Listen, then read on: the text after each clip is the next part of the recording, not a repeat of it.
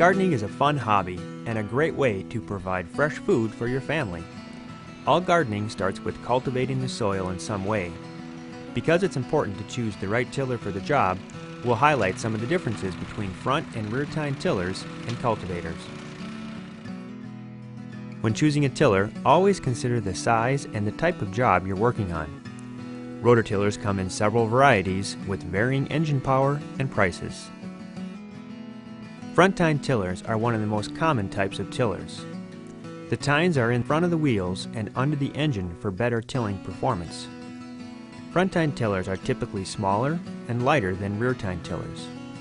With excellent digging power, they work well when used in existing garden beds or on loose soil. If you have a garden that has already been tilled, a front tine model will work well to maintain the soil and will be fairly easy to work with. Because the rotation of the tines helps propel the front tine tiller forward, when combined with the adjustable depth of the drag stake, the user can control a wide range of tilling speed and depth. Larger models will handle very large gardens, but front tine tillers are generally recommended for medium-sized gardens with softer soil. Most are smaller and more lightweight than a rear tine tiller, and are therefore generally less expensive. Another advantage is that because they are not as long as rear tine tillers, front tine tillers can be more maneuverable in smaller spaces.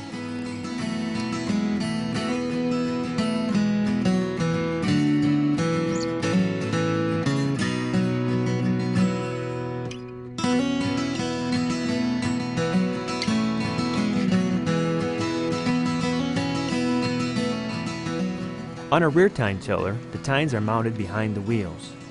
The wheels rotate, propelling the tiller forward. The engine is located over the wheels to allow for better traction in the soil.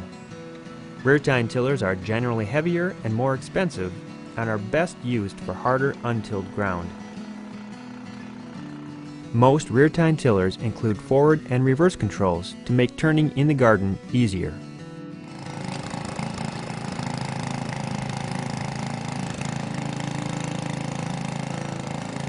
Rear tine tillers also have two options for tine rotation: SRT, standard rotating tines, and CRT, counter rotating tines.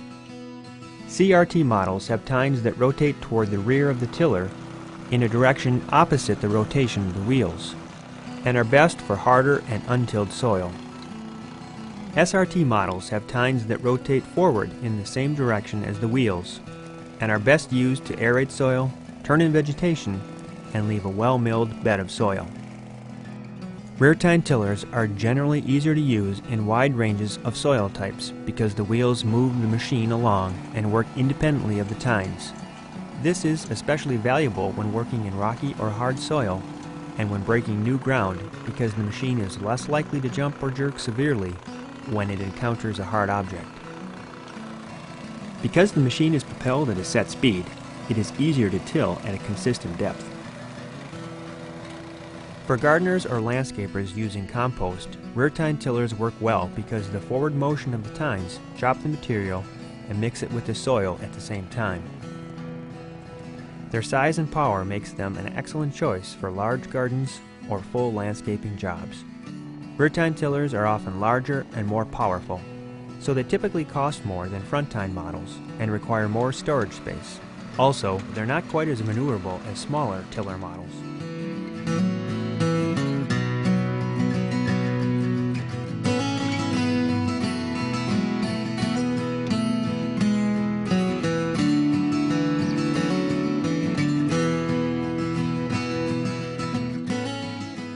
Cultivators are smaller and easier to use in soft soil than a rototiller, but may lack the power of a rototiller and are not suitable for large jobs.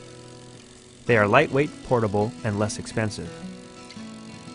Cultivators are often used to mix additives into the soil or to control weeds within established garden beds, but are not best suited to break up hard soil. Being compact, they are excellent at working in tight spaces between plants. A smaller cousin to the front tine tiller, cultivators or mini cultivators are generally smaller and lightweight. Because of their smaller size, they are easier to get into narrow areas between trees or bushes, and are excellent for weeding or occasionally loosening soil between rows of flowers or vegetables.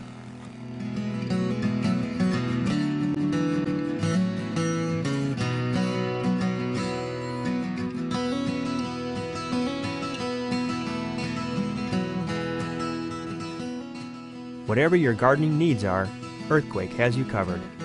For more information, visit getearthquake.com.